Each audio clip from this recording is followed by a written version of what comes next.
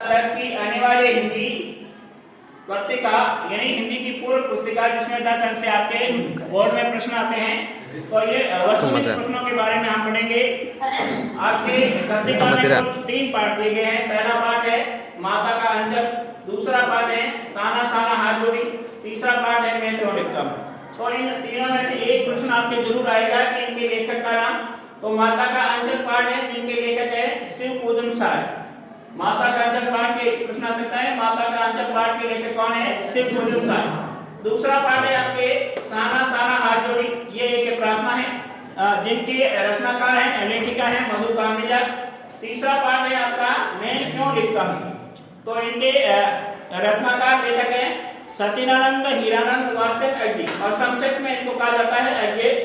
तो इन तीनों पाठों के आपको लेखक को अच्छी तरह याद करना है, जिनमें से आपके एक प्रश्न आएगा वस्तुनिष्ठ कि माता का अंचल पाठ के लेखक है शिव पूजन साय, साना साना हाथ जोड़े मधु कांगिजा और मैं क्यों लिखता हूं इनके रचनाकार हैं अज्ञे।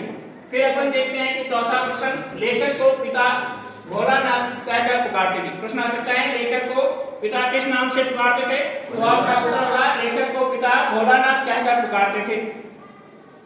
फिर प्रश्न आएगा आपका लेखक का वास्तविक नाम क्या था। तो आपको उत्तर देना होगा लेखक का वास्तविक, लेखक यानी शिव पूजन साय का वास्तविक नाम क्या था? तारकेश्वर नाथ। और उनके पिता उन्हें भोलानाथ कहकर पुकारते थे। फिर प्रश्न आ सकता है कि माता का अंचल पाठ है कौन से उपन्यास से लिया गया है। तो माता का अंचल पाठ है देहाती दुनिया उपन्यास से लिया गया है और ये प्रकाशित कब हुआ? 1926 में। प्रश्न ऐसा भी आ सकता है कि देहाती दुनिया उपन्यास कब प्रकाशित हुआ? 1926 में यानी 26 में।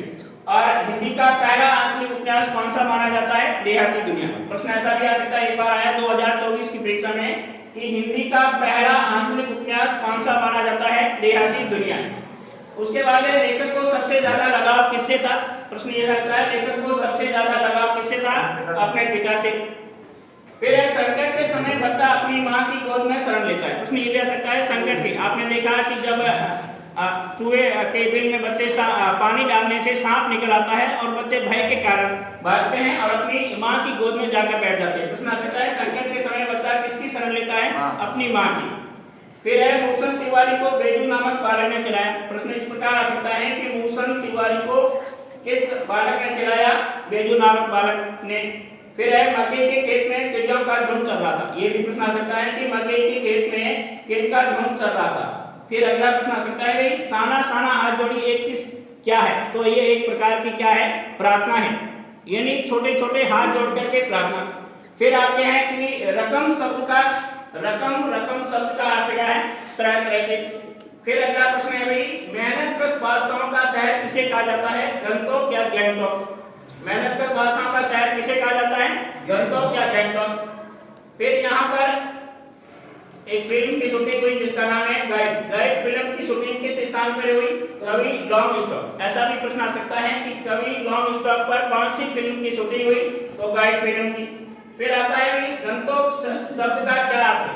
प्रश्न आ सकता है गंगटोक शब्द का क्या अर्थ है? पहाड़। फिर एक शब्द आता है खेदुम, यानी खेदुम शब्द का क्या अर्थ है या खेदुम किसे कहा जाता है? तो देवी देवताओं का निवास स्थान। यानी प्रश्न आ सकता है कि खेदुम किसे कहा जाता है? देवी देवताओं के निवास स्थान को खेदुम कहा जाता है। फिर अगला प्रश्न है श्वेत पत्रिकाएं। वहां 2 तरह की पत्रिकाएं लहराई जाती हैं, एक आपके रंगीन और एक श्वेत। श्वेत पत्रिकाएं कब लहराई जाती हैं? जब किसी बुद्धिस्ट की मृत्यु हो जाने पर। और कितनी पत्रिकाएं लहराई जाती हैं? 108 पत्रिकाएं लहराई जाती हैं। और इन पत्रिकाओं की ये विशेषता है कि इनको उतारा नहीं जाता है, ये धीरे धीरे समय के साथ नष्ट हो जाती है। दूसरी आपके हैं रंगीन पत्रिकाएं जो किसी शुभ अवसर पर लहराई जाती है। प्रश्न आ सकता है कि रंगीन पत्रिकाएं कब लहराई जाती हैं? किसी शुभ अवसर पर। और श्वेत पत्रिकाएं कब लहराई जाती है? किसी बुद्धिस्ट की मृत्यु पर। और इनकी संख्या 108 होती है। ये इन्हें उतारा नहीं जाता, स्वतः ही धीरे धीरे समय के साथ नष्ट हो जाती है। फिर आ सकता है लेखिका के ड्राइवर और गाइड का नाम क्या था? जितेंद्र नाली। फिर एक अगला पाठ है अपने मैं क्यों लिखता हूँ। मैं क्यों लिखता हूँ, इस पाठ से आपके एक तो प्रश्न ये बनता है कि उनके लिखने का कारण। मैं क्यों लिखता हूँ इसके 2 कारण रहे, एक आंतरिक कारण, एक बाह्य व्यवस्था के कारण। फिर आ सकता है कि भी जापान के उन शहरों पर बम किसने गिराया? किस देश ने? अमेरिका ने। फिर इन्होंने ये कहानी जो कविता है हिरोशिमा वो कहाँ की रेलगाड़ी में बैठे बैठे लिखी?